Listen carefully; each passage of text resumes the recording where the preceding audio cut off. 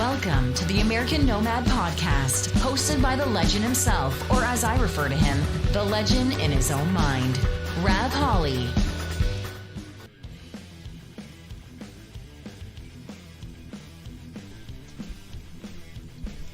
Welcome everyone to the American Nomad Podcast. On the B camera over here, this is the American Nomad Podcast for Monday, November 2nd, 2020. You know what that means? Tomorrow is the big day. So without further ado, let's get this party started.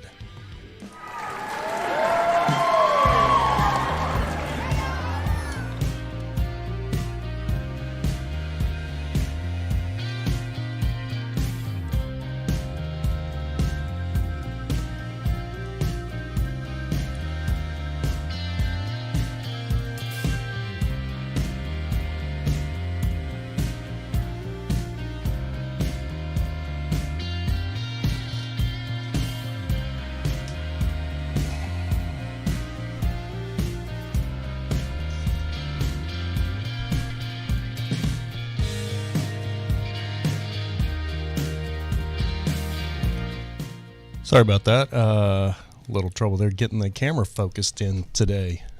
Didn't want to focus. Looks like it's focused in now. How's everybody doing? Matilda, look who's back in the room. Matilda.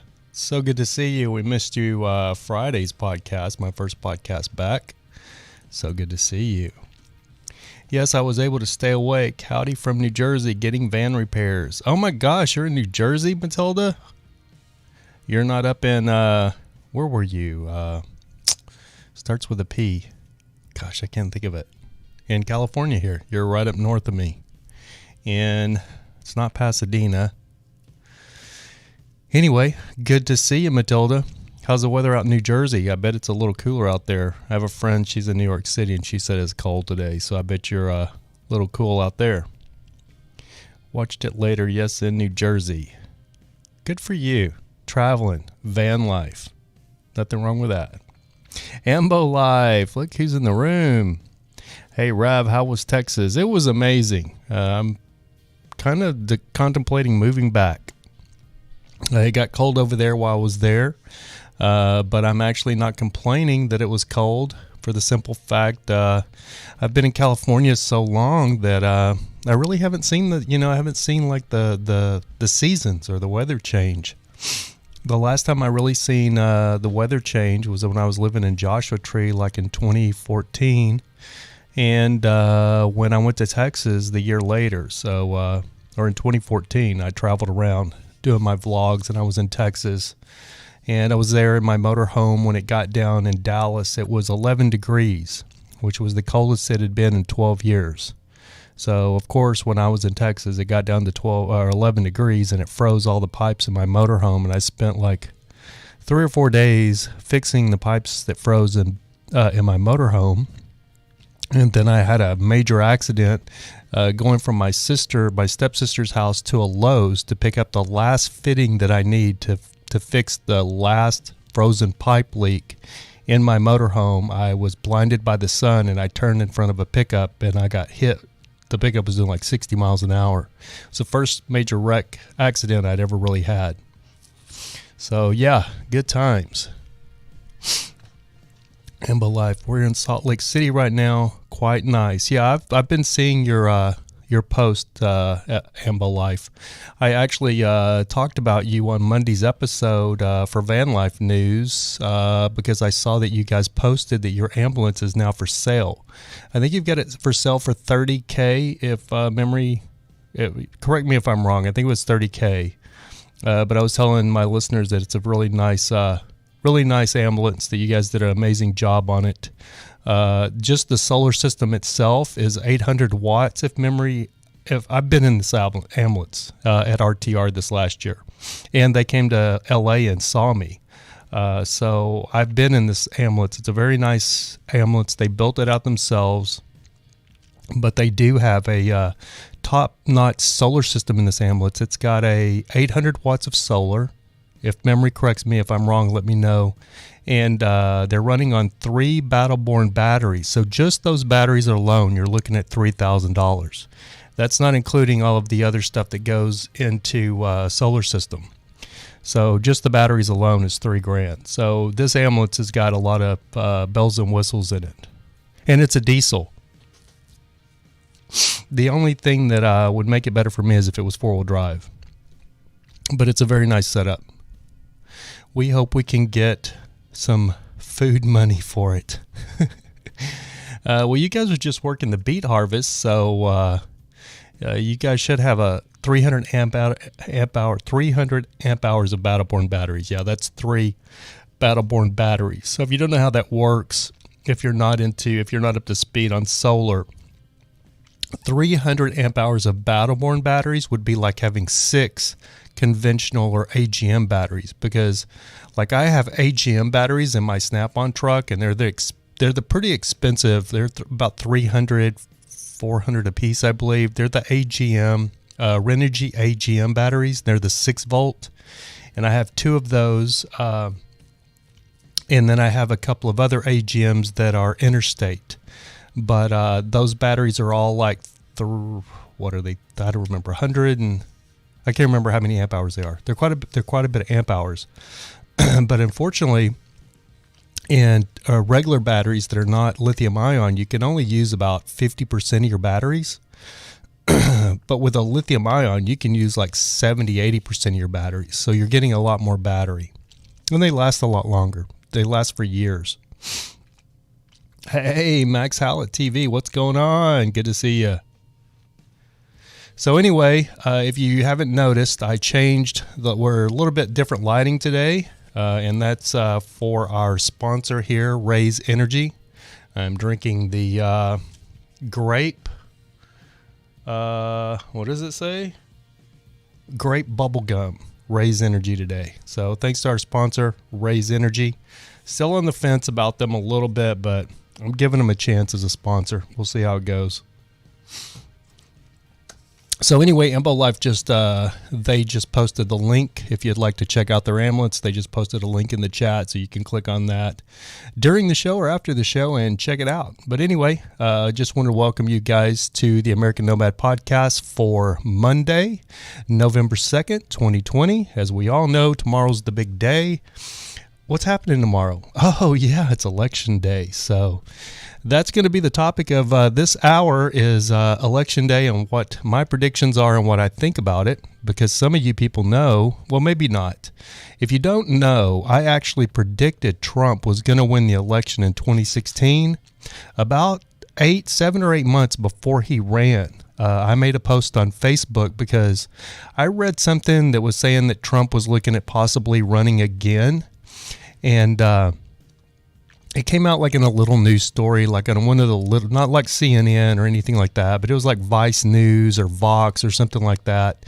And they were talking about it was kind of a joke. You know, he always says he's going to run, but he never does run. And somebody made that post on their Facebook with that article, and they were laughing about it. And I made the comment in their post on Facebook. I said, look, it sounds funny. I know you think it's funny, but the truth is Trump's been talking about running for like 30 years, over 30 years. And if he decided to run, I think he would win. I said, as a matter of fact, if he decides to run, I know he will win. And I got roasted. I wish I would have screen capped that, or I don't even remember who posted it. I wish I would have screen capped it, and I wish I would have kept that. I would have blow it up today and frame it and put it on a wall. It was that. I literally felt pretty bad about myself because they everybody in the comments just roasted me on that person's comments, talking about what an uneducated idiot I was and where was I from to even believe something so absurd and outlandish. Trump didn't have a snowball chance in hell. I mean, just, it's a joke. He's not going to run anyway. And I said he actually might, because in 99, Trump actually wanted to run on the reform ticket, which was what Ralph Nader had run on. And Ralph Nader got obliterated because, Trump actually said, you got to run on one of the 2 major party tickets. That's the only way you're going to get elected, because he saw what happened to Ralph Nader. So I was I was predicting Trump was going to run a long time before anybody else was. And then the second person that said he was going to run, he had a good chance of winning, was Ann Coulter. And she said it on Bill Maher's show on HBO. And she got the exact same response. So it's kind of funny, how it all materialized come election night. And I will say that during the election year, I was super, super confident that he was going to win. Then the last couple of days, I kind of started doubting it a little bit. But all the way up till the election, I was 100% that he was going to win. I was telling everybody. And I had a couple of friends of mine, Danny Campbell and Sterling Steve, who are also photographers.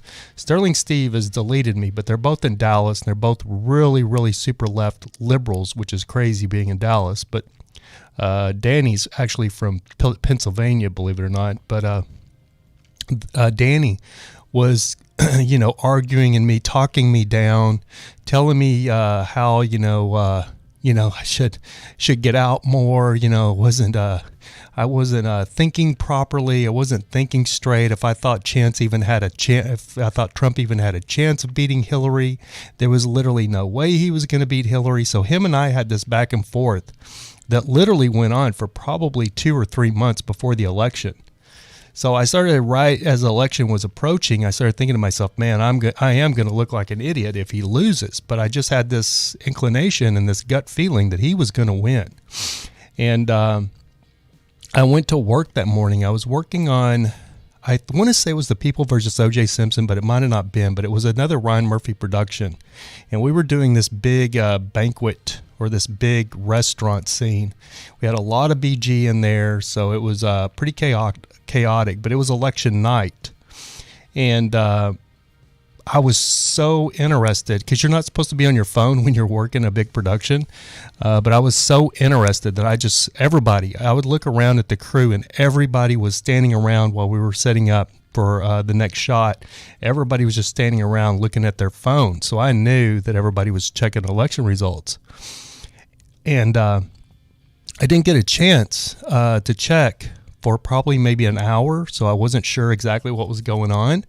But one of our set deck guys, I'm not going to mention his name, but he was a set deck guy. He's a gay guy. He's really jacked, and he's a really good-looking guy, gay guy. But I had no idea he was voting for, but I didn't know who he was voting for, but I had a good idea who he was voting for, I should say. And I could see by the expression on his face while he was looking at his phone, because he just had this lost, despondent look. And like the first AD, the first assistant director, would call him and tell him, hey, we need to dress that over there. And he was so despondent, he wasn't even hearing his name. So I just had this inner smile. I'm like, oh, so exactly like I said, Trump must be doing okay, or it must be neck and neck. It must be pretty close. And then the first time I actually got to check, Trump was actually up. It wasn't called for Trump, but they just said he needed I don't even remember. He needed Michigan or something like that. And if he got Michigan, it was over. And I was like, oh, wow. And I was looking at the map, and it was just all red. So I was like, holy wow, Trump's going to win this thing. I knew it right there. So it was very interesting. Anyway, Amy Preston, good to see you. Freedom Dove, I love you, girl. Good to see you. Amy Preston, good to see you. We got so many familiar faces back in here. As most of you know, I was off for 2 weeks. I was in Texas. Some of you were here for the Friday show. Random Nomad and Travman were in here. I don't see those guys today. Let's see. Max Howlett TV says, very nice. I'm looking forward to the election tomorrow. I'm feeling very confident and anxious at the same time. I think a lot of us are, and I just want to give my predictions because I've had to tell people, because people that don't know that I predicted Trump's win. Travman is here. Thank you, buddy, for the $1.99 super chat. If you looked, my thing worked last week. I don't know if it's going to work this week, but it showed your super chat. I rewatched the broadcast, and so it did. Oh, there it is. Travman super chat. So it's actually working. I finally got that thing working. Thank goodness. Thank you so much, Travman. Appreciate that super chat, buddy. That's why I got that the little notification working, because I wanted you guys to be able to see your name pop up when if you did a super chat or something like that. But anyway, so I have to tell people, or I've actually went back through Facebook and tried to find where I was predicting Trump was going to win.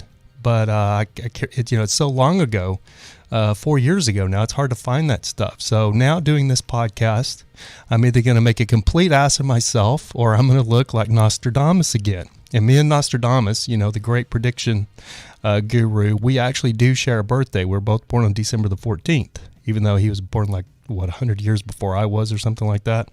Christy Otts, look who is in the room. That's my girl, Christy Otts, from Midland, Odessa, Texas. She was actually born in the United Emirates, but she's presided for several years in Midland, Odessa, and that's where I met her. And then she's who I was hanging out with when I was in Texas. She came out to the ranch in New Mexico and saw me a couple of times, and then I was able to fly out of Midland and catch up with her. So we have known each other. We were talking about this when she was out at the ranch and my brother's, how fast time goes by. Because when I think of Christy, I think okay, I've known her for 6 or 7 years. But then we really started talking about it and thinking about it. And I've known her since she was 20 years old.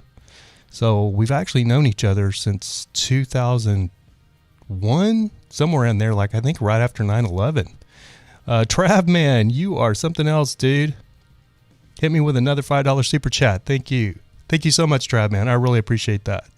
Yep, I'm here. Hi, Freedom Dove. Hi, Rav. Super stickers work, but does super chat? Let's find out. It does work. Yes, sir. It's working, Trav, man. Thank you so much for the $5 super chat. So that's almost $7 I've made here. Thank you, buddy. I really appreciate that. Anyway, Christy, thank you so much for tuning in. I was actually just talking to Christy via text message right before the show started. I'm all over the place today. I'm excited about the election, I think. So bear with me.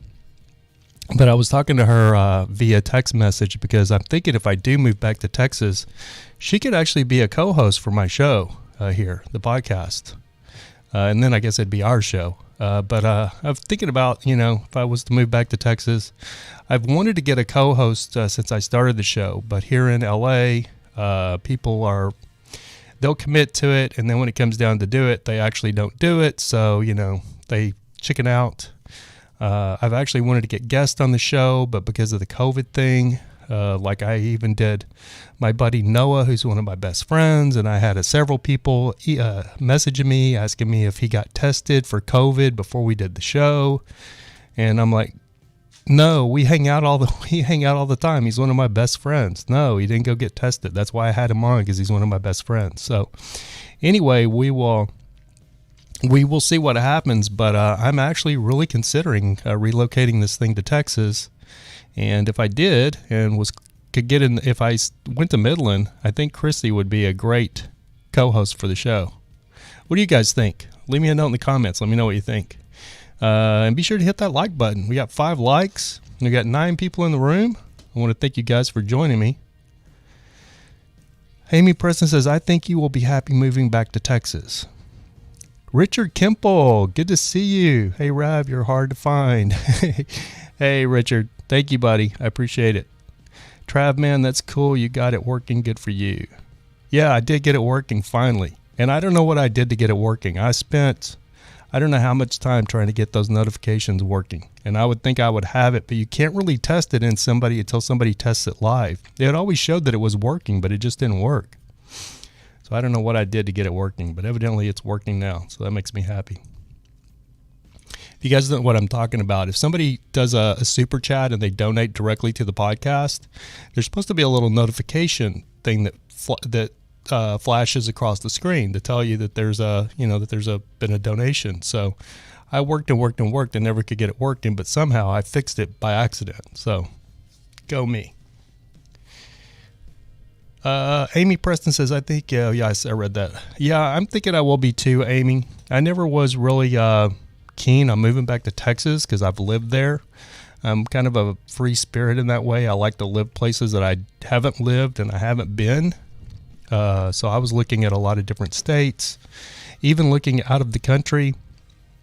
And but evidently, there's a big possibility. It was just nice this last time I was in Texas. I guess I'm getting older, and, getting older, you start really appreciating the people in your life more. And the people who stuck with you, and family, they're always there. My brother, I'm very close to my brother, even though we are polar opposites. I'm super close to my brother, and we very seldom get to see each other every 2 or 3 years. So, and my dad is 80 years old, so, I know his eternal clock is ticking, and it would be nice to be able to spend time with family. And, I've been all over the world. I've done everything. Not everything, but pretty much anything I've ever really wanted to do or dreamed about doing. I've got to do that kind of stuff. So I think I could be very content moving back to Texas now. And if I had someone like Christy as a co-host on the show, it would make it so worth it. Let's see. Momo says Biden is the GOAT. You think he's the GOAT? Because I gotta think he's like the, I got a new nickname for Joe Biden. Instead of Sleepy Joe, I'm calling him the Swamp Donkey. Because he is the swamp, right? When we talk about how bad the United States is as far as the situation that it's in and how bad politics has been for the United States for like the last 3, 4, 5 decades, Biden has been riding that train the entire time. If you look at the politicians, Biden's been a politician for almost 50 years, like 49 years. You even have Bernie Sanders as a lifelong politician. He's been a politician since the 70s as well. So all of these career politicians have screwed the country up to where we are now. Trump's been a president for, almost 4 years? And before that, he wasn't in politics. So he has nothing to do with actually screwing anything up as far as our political system. But Joe Biden, on the other hand, has been wrong about just about, I think, every single thing, every piece of legislation he has ever started, he has went back on and said it's wrong, especially his 1994 crime bill, which, to be honest with you, I don't fault him 100% for that crime bill, even though we know where it's at now, and we know that it was a bad idea now. At that time, crime in America was off the charts, and everybody was looking for something to get crime under control, if that makes sense, especially in large cities like New York and Los Angeles. During the mid-90s, the crime, or especially the late 80s, like around 88, 89, into the early 90s, crime in these major cities was really, really off the charts. So people were screaming in these cities for something to be done. And Joe Biden just did what he thought was right at the time. Now, we know it turned out wrong, but you really can't fault the guy 100% for that, because a lot of people would have probably done it. Freedom Dove says, I like that he's not a professional politician. I never voted until he came around. I couldn't stand the normal politicians. That's the same way with me, Freedom Dove. I say Donald Trump is actually the closest to a third-party president we've ever had, because he's not a real politician. We know that by the way he acts. He's not a real politician. He is not a lifelong politician for sure, and he's not really a true Republican. He's not a real GOP or old neoconservative, John Kerry, George Bush family type neocon. He's just as far from that as he is, the crazy left Democrats. Momo says, just because they were politicians doesn't mean they ruined the country. Yeah, if you have any disagreements with what's going on in the country today, it's been decades of politicians that's caused this mess. If you look at the Federal Reserve, the deficit, just the deficit alone. Momo, Trump in 3 years screwed us more than any of them in 40 years. Yeah, I'm not sure about that, Momo, but you're definitely entitled to your opinion. Richard Kimple, anyhow, just a quick flyby in the room. Work session ends in 3.5. Was too cold to pour concrete in Wisconsin winters. 3:30 a.m. comes too early. Man, you got to get up early, Richard. Concrete, you needed to be what, like 50 degrees or something like that to pour concrete? So good luck with that, buddy. I've been up in Wisconsin during the winter. I know how it is up there. Thank you for dropping by, and thank you for saying hi. We really do appreciate it, Richard. Thank you, buddy. Have a good night, and hopefully it warms up enough to pour that concrete for you guys up there in Wisconsin. Travman says, and Biden still won't get anything done. Exactly. Freedom Dove, you're sadly mistaken, Momo. Richard Kimple, 45. Oh, it's got to be 45 degrees. When you said 45, I thought you were talking about Trump, the 45th president. But yeah, I get it. 45 degrees to pour concrete. Hopefully it warms up enough for you guys to pour. Anyway, so we're about almost a half an hour into this hour podcast. So let me get to my predictions. I know you guys are all clamoring at the bit. Momo says, well, guys, I'm sorry to tell you all this, but Biden finna win. Well, guys, I'm sorry to tell y'all this, but Biden finna win. Trump finna lose. Okay. I'll see you guys tomorrow. Okay, good luck, Momo. The one thing I can say, Momo, is whether Trump wins or lose, let's say Trump does lose, I can promise you this.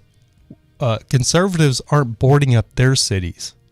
It's Los Angeles and New York and these other major Democratic cities that the tolerant left are boarding up. They're boarding up downtown LA. They're boarding up LA. They're boarding up New York, because, the tolerant, the people that are supposed to be so compassionate about everybody's feelings, they're going to burn down their own cities. Random Nomad, you did make it, buddy. Good to see you. Better late than never. Yes, sir.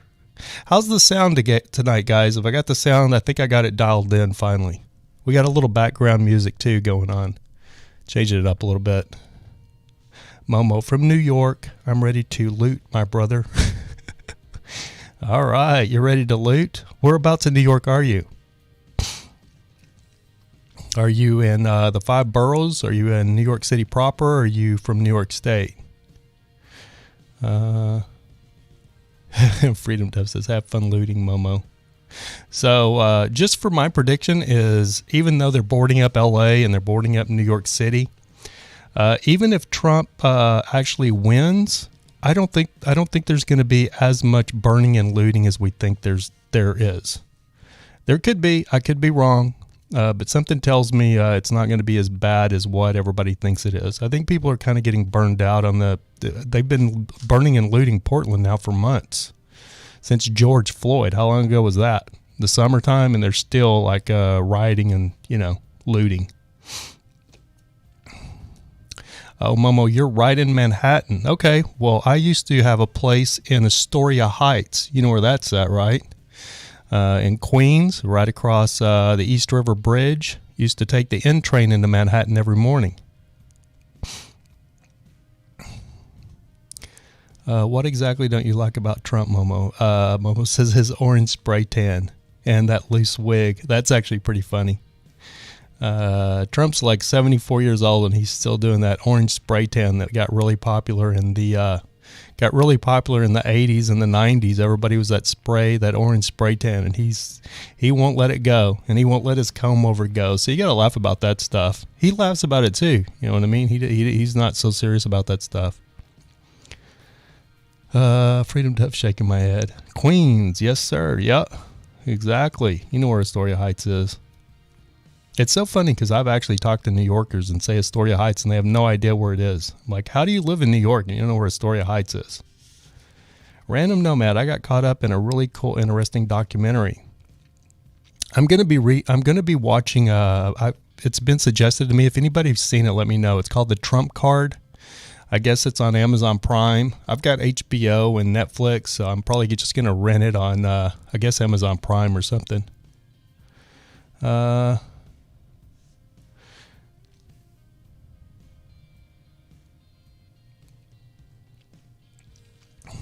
What's up, Josh?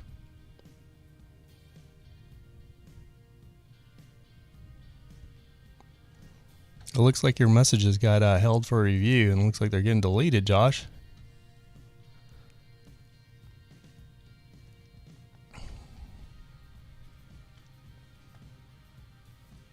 Amy Preston says the tan and the hair are Trump's trademarks. Yes, they sure are. Random Nomad, you have Prime, so have you seen the Trump card? It's supposed to be pretty good. I watched the trailer. It's pretty low budget production wise, but it's actually supposed to be pretty good. For a documentary, it doesn't have to be, big budget stuff. Looked like it was pretty good, so I think I'm going to check it out. It was recommended by a really good friend of mine, Chevy Life, he's here a bunch. He's one of my Texas friends, and he recommended it to me, so I'm going to have to check it out.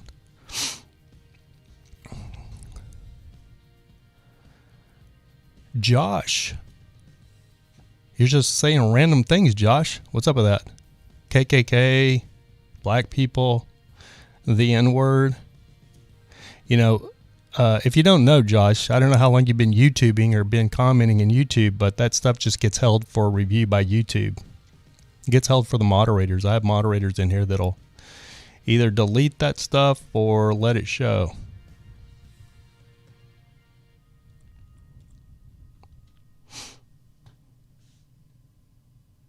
Random Nomad says, no, I'll check it out now. Yeah, check it out. Let me know what you think, Random Nomad. It looks pretty interesting to me. I think I'm going to check it out. I'm just going to pay to rent it for, stream it one time.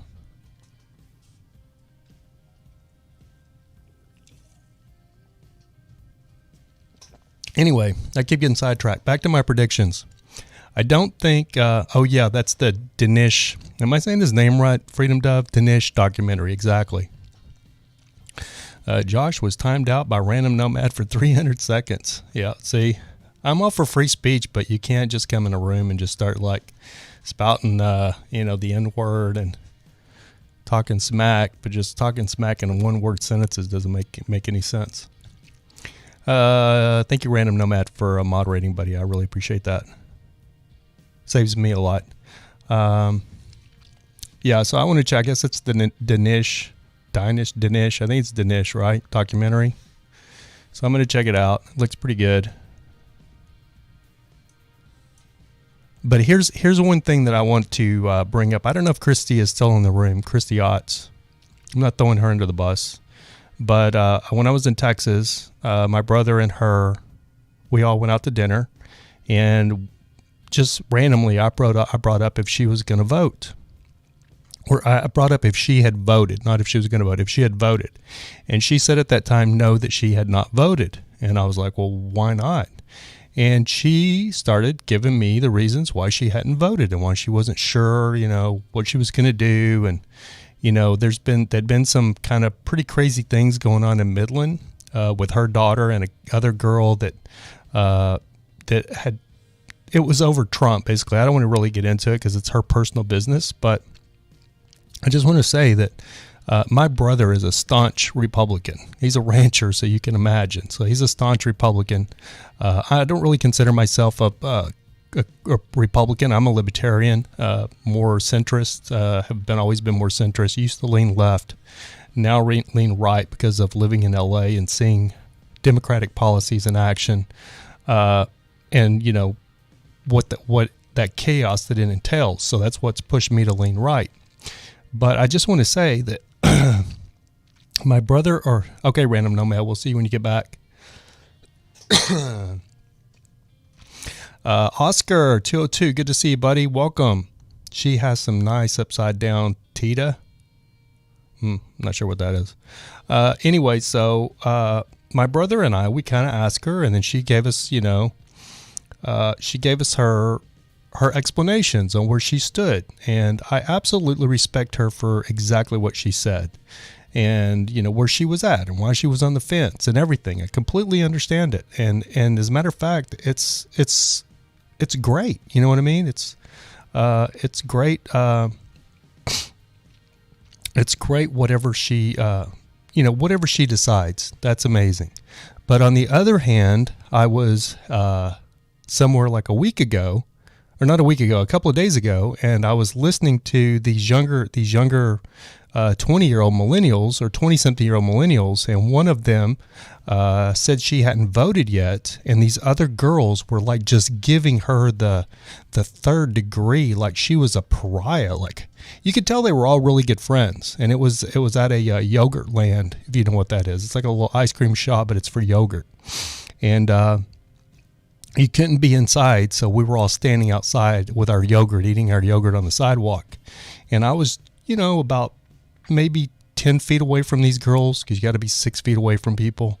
And I was listening to them talk about it, and they were just giving this girl the third degree. And it just was ironic to me how my brother and I acted, because my brother held his tongue, because I could tell he wanted to go off and say, "Are you out of your mind? You got to vote for, you got to vote for Trump." And I don't think you should tell anybody who they should vote for. Everybody should vote for who they feel like they want to vote for. Nobody should peer pressure you into voting. You should be able to vote who you want to vote for. If that's Biden, more power to you. I personally think you should vote for Trump, but that's just me. Everybody, this is America. Everybody should be able to vote for whoever they want to vote for. It's a very important election. I agree with that. But watching all of these celebrities come out and pander, you got to go vote, you got to go vote, because they think you're going to go vote for Biden when they have no idea you may go vote for Trump. This urgency of all of these celebrities coming out on their social media and on YouTube and everything, telling you got to go vote, you got to go vote, and listening to their political bias, they want you to go vote for Biden, or they think they have the audacity to think that if you do go vote, they're getting you to go vote for Biden, which is kind of crazy. I don't get that, but they all do it. They all pander.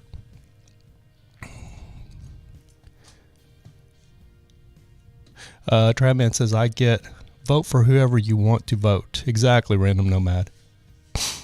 But anyway, back to the election. I don't think we're going to see as much looting and rioting, even if Trump wins. If Biden wins, I don't think the right, even though we talk about, we talk a good game, the difference between the left and the right are, it's a moral thing. It's a moral decency thing. And we just know that it's wrong to go burning down buildings and looting and stealing stuff. You know what I mean? I mean, we really should. I mean, could you imagine if a bunch of crazy right-wing, I don't know, boogie or whatever, stormed the White House and drug Biden out of there and burned the White House down? I don't see it happening. I think, us on the right, we talk a big game, but when it comes down to it, if Biden wins, it's the majority rules. So if more people vote for Biden than they do Trump, then, that's the people have spoken. Unlike the left, who throws a damn fit about it and has been triggered for the last 4 years and acting like a bunch of damn babies, which some of them are wondering in the chat tonight. You see them. I mean, they're just, they're unhinged leftists is what I call them. They can't have a rational conversation because they're throwing out insults or they're talking crap. It is what it is. And, yeah, if Biden wins, power to the people. I mean, it is what it is. There's not a lot you can do about it. But it will be interesting to see what happens. I just don't think we'll see I don't think it's going to be as crazy as we think it is. But I also am not as sure. I feel like, in my gut, it should be a landslide victory. Landslide? Yeah, landslide victory for Trump. I think Trump should win, because when I was traveling in New Mexico and Texas, there was literally 100 Trump signs and flags and everything, and I saw one Biden sign. My brother and I saw one Biden sign.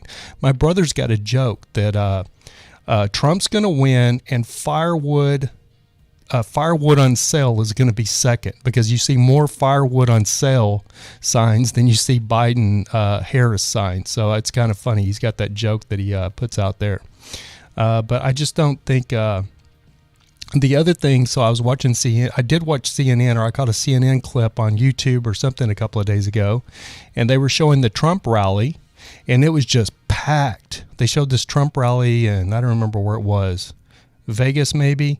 Oh, and when I did fly into Vegas the other day, Air Force One was sitting there, so that was cool. I'd never actually seen Air Force One in person, but I got to see two Air Force Ones, or Air Force One and Two. They were back to back when I was landing in Vegas, and I got that on video. So hopefully, I'll get this video finished, put together, and get it up for you guys.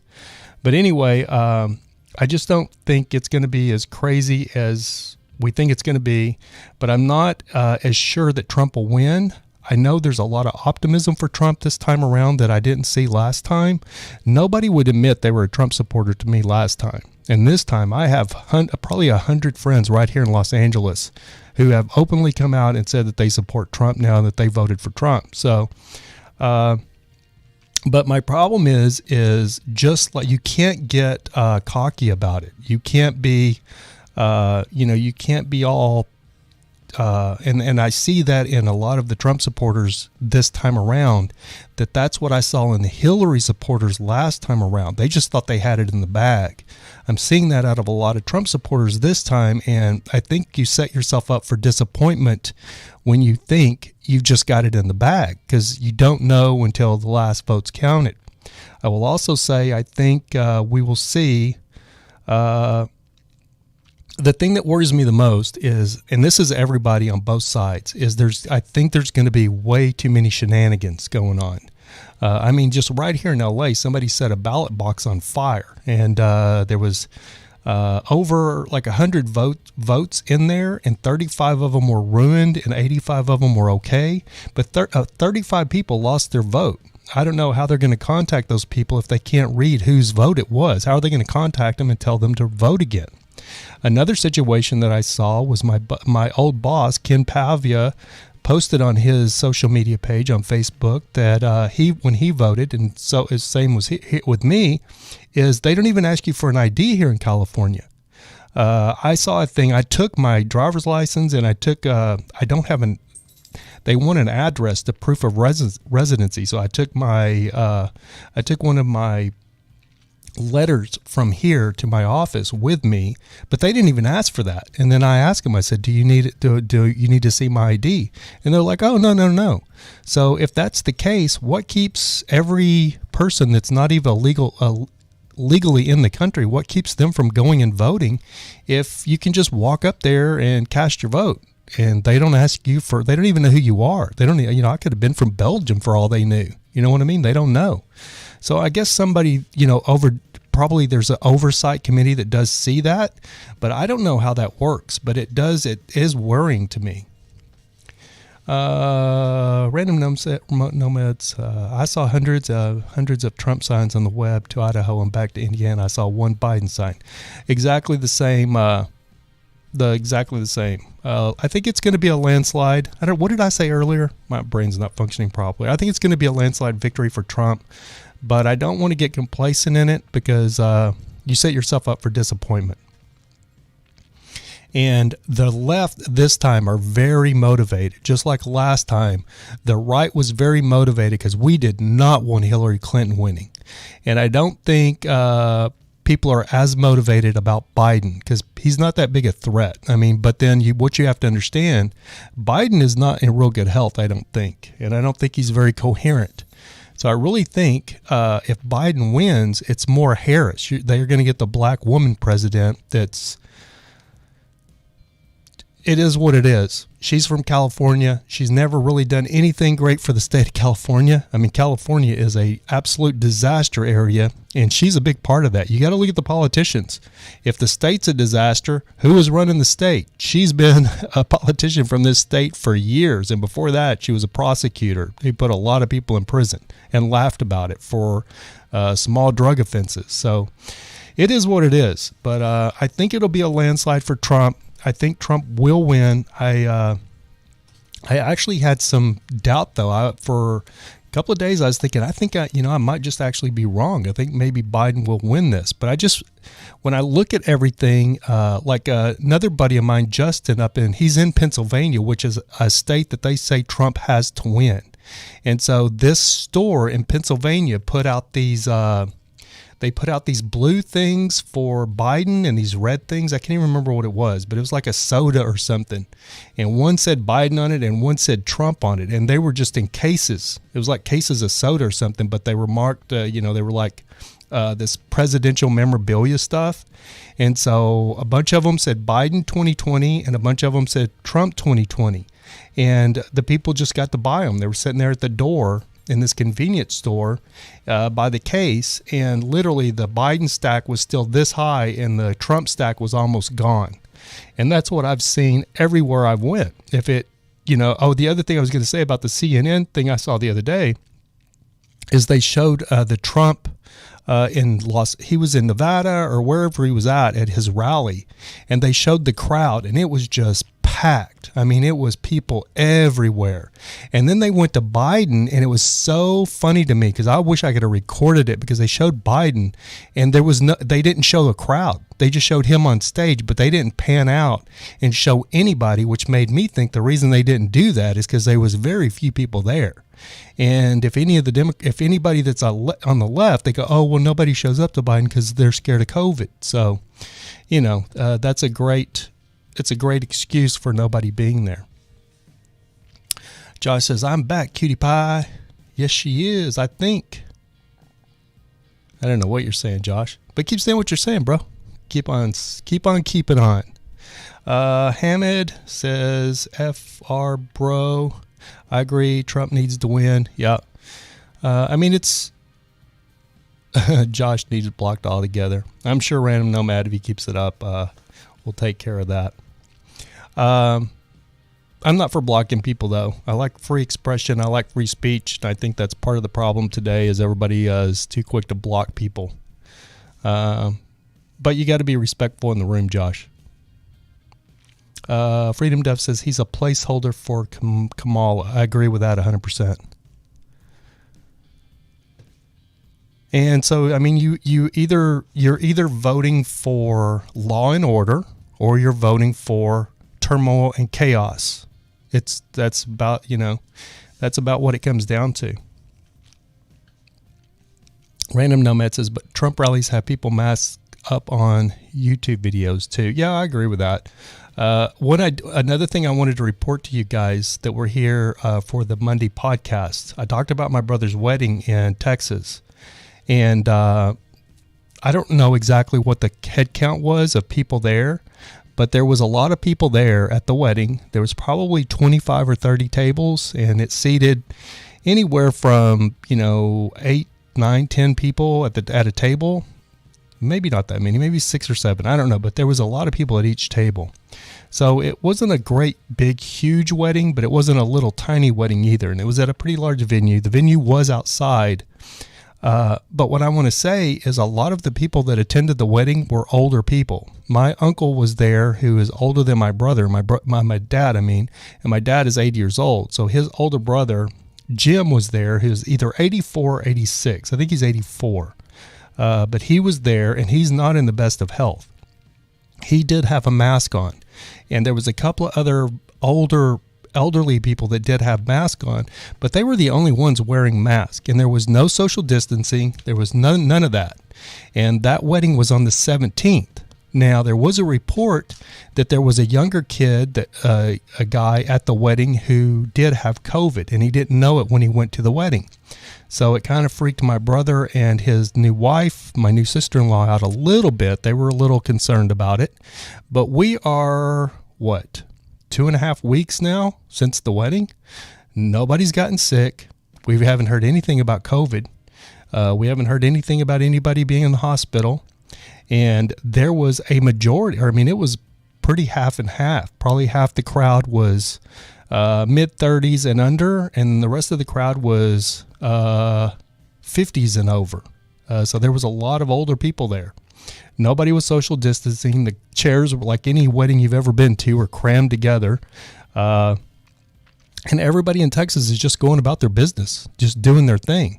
Unlike California, where we're all locked down and the mask Nazis are out and everybody's driving with their mask on, or even if you go out and see people riding their freaking bicycle for exercise, they're wearing a mask.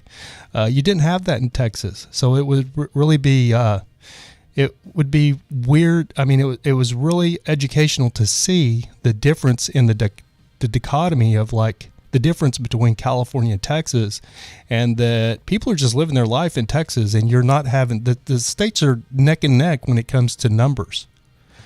So that was very interesting. And it was almost like an experiment to me. I wanted to see what what would happen if I went to this wedding. Like, how many people would get sick? Like, how many people would get COVID? Would COVID spread? People came in from everywhere. I came in from California. Of course, I've already had COVID, so I wasn't worried about it. But I came in from California. I had relatives that picked me up that drove in like 70 miles from Plainview. So people came in from everywhere. So it was, it was really interesting to see, to play that out and see how it went. Joel P., welcome, buddy. Most states are like Texas. Yeah, most states are like Texas. California is just in the, they're in the fear business. And it's so funny because I'll get into these forums with Californians, with like Facebook forums and stuff, and they're just like so still spreading it to each other. Oh my God, we got to wear masks. We got to make sure that we're wearing masks. Everybody's got to do their part and all this stuff. And then you get to Texas and nobody's wearing a mask. Everybody's going to restaurants. Everybody's going to bars. Everybody's just doing their thing. I will say, we just had Halloween, and it was absolutely great yesterday. I didn't do anything. I just stayed here. I was in my office playing Call of Duty. I didn't really do anything. I did play with one of the top players of Call of Duty, and he's like 5 years old. This is a true story. He's a little kid. He's hilarious listening to him. And I feel pretty good about my skills on Call of Duty, playing Call of Duty. And I usually get around 8 to 15 kills. He got 21 kills. It was crazy.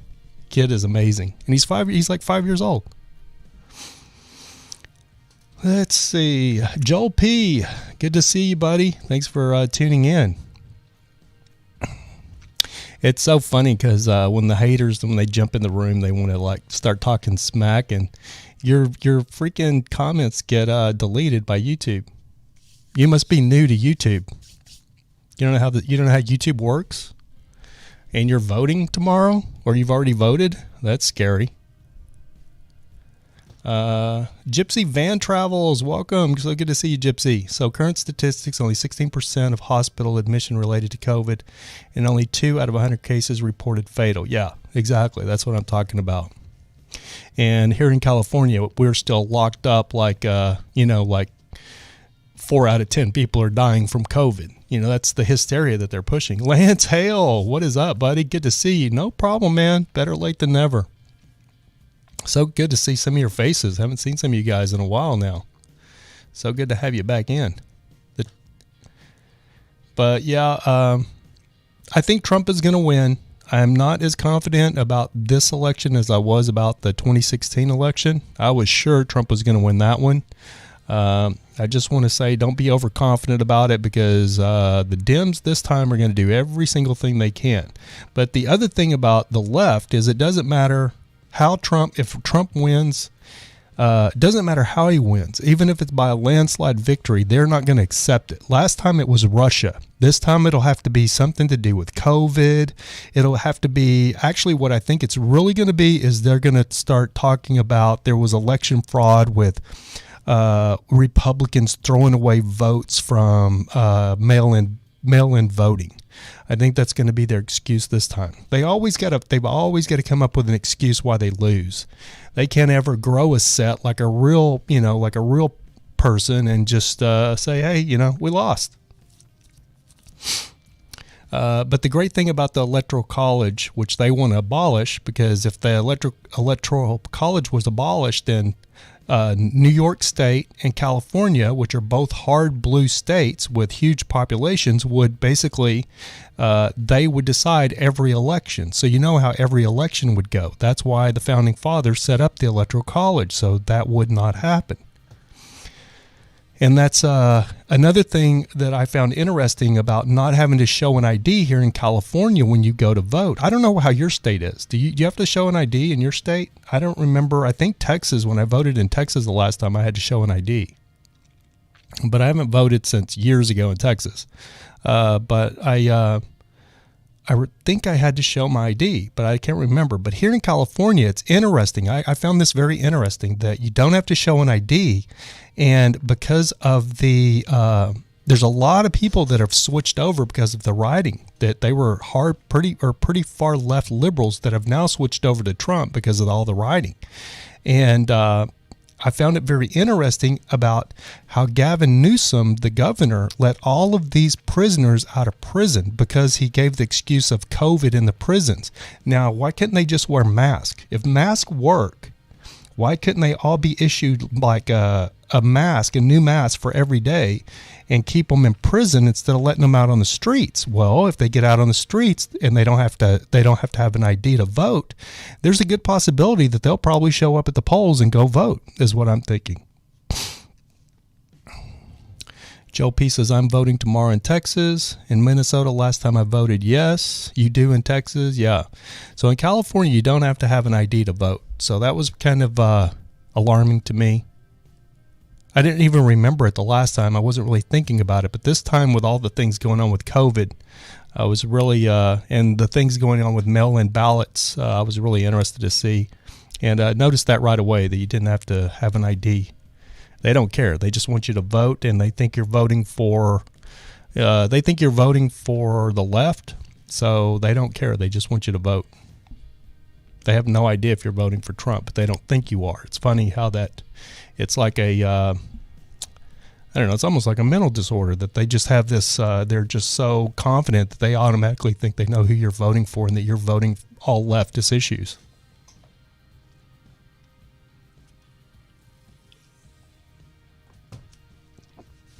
Amy Preston says, I think the left thinks they are going to win. If they lose, I think they will retreat for a bit to regroup and then run things into the ground. Yeah, it's going to be interesting to see how they act if they do lose. But on the other flip side of that, Amy, it'll be see how it's this time around. Like I said, we are always have been they pretend to be the rational group, but we're the ones who's not riding over stuff. You know what I mean? So it'll be interesting to see how we act if Trump loses. I will be astounded if Trump, I'll be very, very surprised if Trump loses. I just think, conservatism, even conservatism with Gen Zers is growing. Not so much millennials, but Gen Z, conservative is growing. And I think it's really branching out across the country. Now, in these big major metropolitan areas like LA or New York and stuff like that, no, they're still hard blue. I have seen a lot of my friends switching over to red, or being red pilled, as they say. But a state like California, it doesn't matter, which is kind of sad because the truth of the matter is what if you're not from California, if you haven't spent any time in California, this is the truth.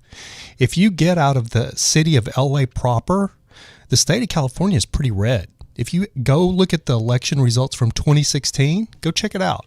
It's from the top of California all the way down to San Diego. It's very, very red. And the only little blue patches you have are little round circles around San Francisco, around maybe even Sacramento a little bit, and then but Sacramento is actually very red, the capital of California. And then LA is very blue. So you have blue San Francisco, blue LA, and San Diego's mixed. If you go down to San Diego, but then that's why San Diego's so clean. If you go down to San Diego, it's nice, clean, and pristine. And that's because it's a conservative city. It's always been more or less a conservative city. Now you go to LA, LA's a shit fest. It's a cesspool. You know what I mean? The sidewalks are dirty.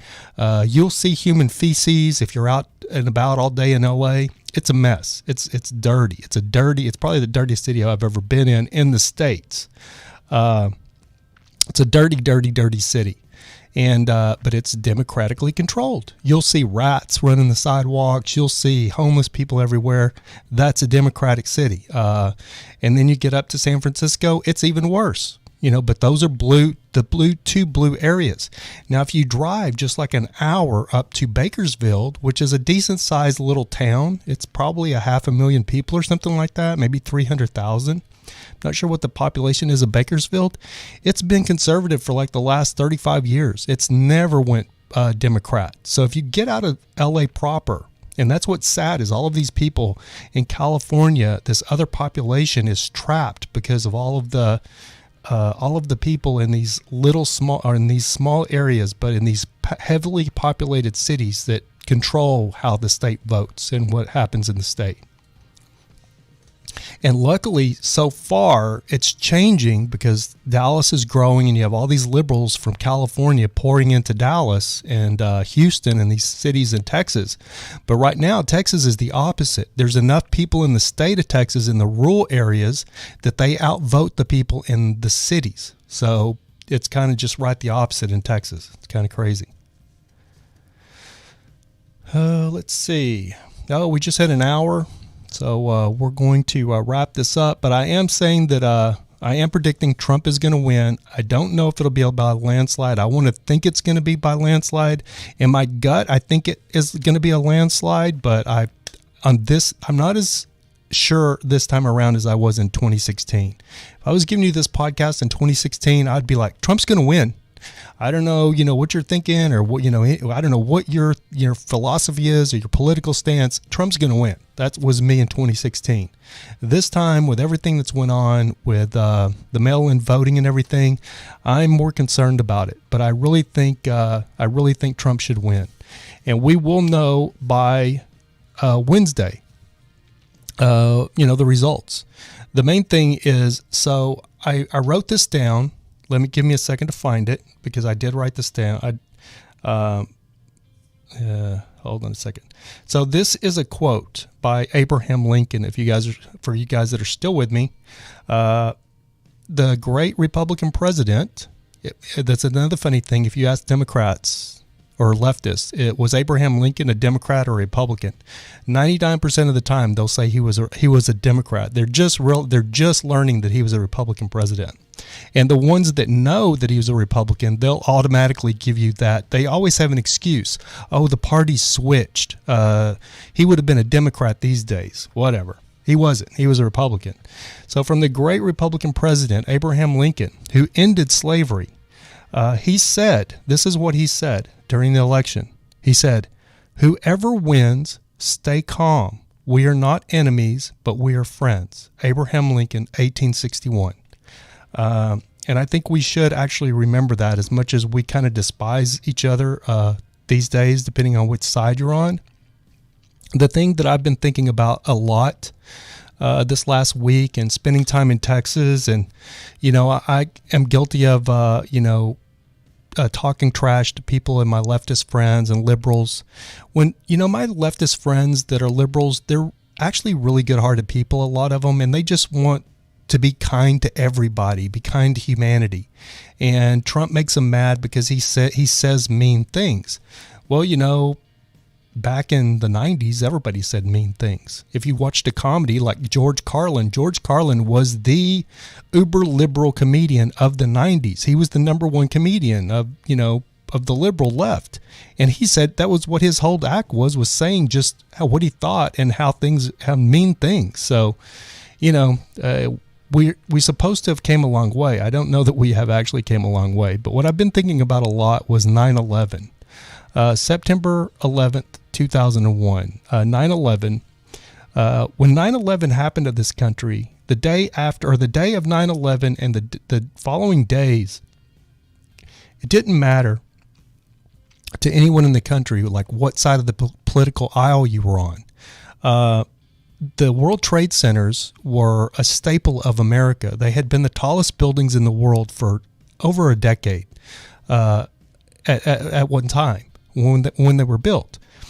And when we as Americans saw us being attacked by a foreign power or a foreign entity, we all came together as Americans. And even though New York at that time was a Democrat, just like it is today, it was a blue, hard-line Democrat mecca. And the majority of those people that probably died in those buildings were hardcore hardcore liberals, we all felt it as Americans. We didn't, there was no line drawn in the sand about you're bad and you're bad because we don't agree politically. Everybody came together under President Bush, who I despised, but I listened to every word he had to say because we were all searching for somebody to say something because of what it was such a traumatic experience to all of us. And at that time, nobody cared if you're a Democrat. Nobody cared if you're a Republican. Nobody cared if you were a conservative. Nobody cared if you were a liberal. You were an American. And at that time, that's all that mattered was we were Americans and we did want some revenge. I know I did. Everybody did. It didn't matter if you're a Democrat or Republican. You wanted somebody to pay for what you had to witness and the loss of over 3,000 American lives, not 3,000 liberals and 3,000 conservatives. It was everybody. And it's unfortunate that here we are, 21 years later or 20 years later? 20 years later. And as far as we've come with technology, we have moved so far back. You would think we had progressed and we had moved forward, but we haven't. We haven't moved forward. And we're never going to agree on politics, and that's the reason Democrats or liberals are so mad, is because when Barack Hussein Obama was elected in 2000, what year was he elected? 2008.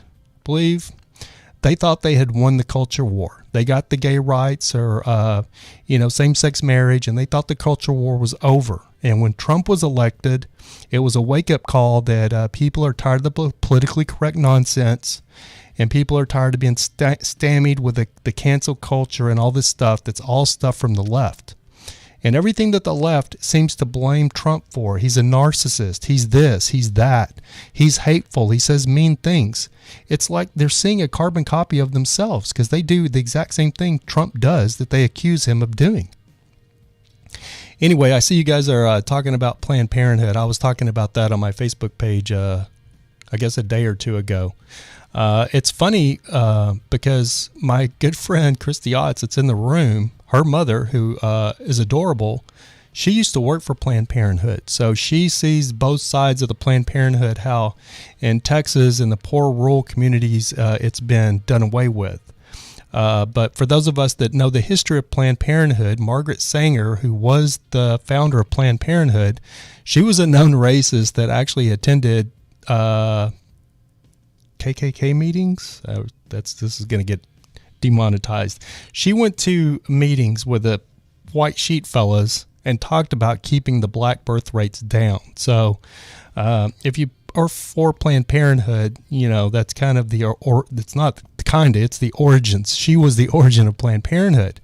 On the flip side of that, you have teens in these poor rural communities that are not ready to be parents, and they have to drive to another state when they go get an abortion and stuff like that. The thing about it is if somebody's going to get an abortion, whether it's a coat hanger in the bathtub or whatever, they'll figure it out if they want one. So this whole thing that you take, I stated this the other day.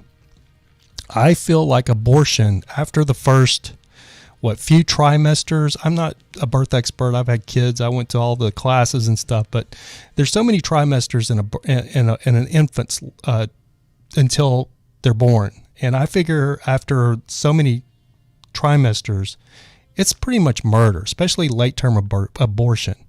But on the flip side of that, being a man, I don't ever feel it's my job to tell a woman what she can do and what she can't do with her body. Does that make sense? So I just kind of be quiet on that issue. And you have people that are very pro-choice and pro, and then you have people that are very pro-life. I don't really lean, I wish we didn't have abortions, but I understand why we do. There's a lot of mistreated kids in the world.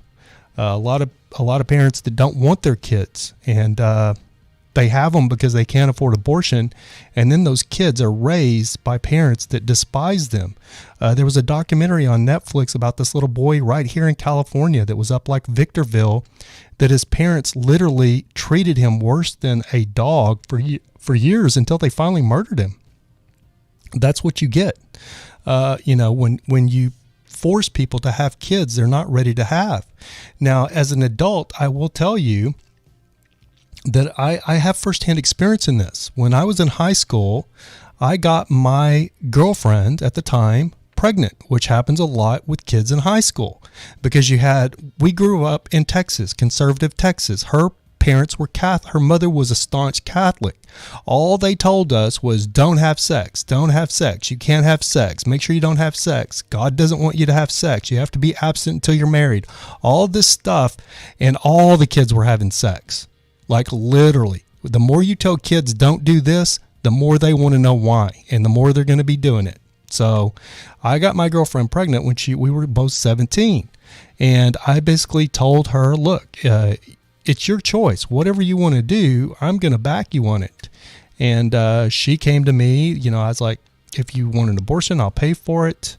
If you want to keep it, that's great too. And secretly inside, I wanted her to tell me she would keep it and that we would, be together.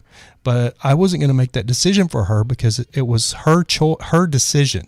So I left it up to her and gave her a couple of days to think about it. And she ended up coming to me like after 3 or 4 days, and she eternally thought, she believed that I wanted her to have an abortion. She thought that I didn't want the baby and was just going to bounce out on her, and that she would probably have to, have her and her mom raise the baby because I wouldn't be a part of the baby's life. Because I was young, irresponsible. I was just a, typical long-haired, Motley Crue loving, Trans Am driving douchebag, pretty much in those days. You know what I mean? But I thought I was the man. And so she just had a feeling that, I was, I was being a player, and that when it came down to it, I wasn't going to face that responsibility. So, and you have that with a lot of kids. I mean, it does happen. Fortunately, I had a dad. I was raised on a ranch. I had a dad that raised me properly, that, if you do something, you have to take responsibility for it. So I ended up, she came to me after 3 days and she told me, that she wanted to keep the baby and it was okay. She'd talk to her mom, and that her mom was fine with her living at home and her mom would help her take care of the baby. And I'm like, no, if you're going to keep it, then we're going to be together, and I'll drop out of high school and I'll get a job, and we'll make a run at this thing. And we did it together. Her and I started at 17. She stayed in school as a junior. She was a junior in high school. I dropped out, went to work in an apartment complex as a porter, which is a groundskeeper. It's a glorified name for a groundskeeper. I basically picked up the trash and stuff around the apartment complex. But so we made a run. And it lasted her and I lasted for 18 years. So it is what it is. But I just think people, you can't force people to do what you want them to do. People are going to do what they want to do. It's just like drugs. If the government could force people to do what the government wants them to do, nobody would be on drugs. Meth, as bad as everybody knows meth is, everybody in this country has seen the meth mouth, have seen people that are strung out on meth, and 1 year, 2010, they look like beauty queens, and then by 2015, they look like they're 80 years old and on their deathbed. Everybody knows what meth does to you, but then it's an epidemic in this country still today. There's tons of people smoking meth. Anyway, guys, we almost went to an hour and 15. So we're going to wrap this up. I want to thank you guys for joining me today. We will see you Wednesday back here, 7 p.m. Pacific Standard Time. And we will know. I don't know if we will know. That's the other thing about this election. I have a feeling that we are going to know. I think we will know. I think if it's a landslide with Trump, you'll see the leftist media saying, "Oh, we don't know yet. We don't have all of the mail-in ballots, so there's no way for us to call it." Even though if it's all red, like if it shows Trump winning all of these states that they say he's got to win, and maybe even some more. That's the excuse that the leftist media like CNN, that's going to be their thing, that we can't call the election because we don't know until all the mail-in ballots are counted. So that's all I can see happening. But we'll see what happens. Gypsy Van Travels, thank you so much for showing up. Bye. Have a very nice night.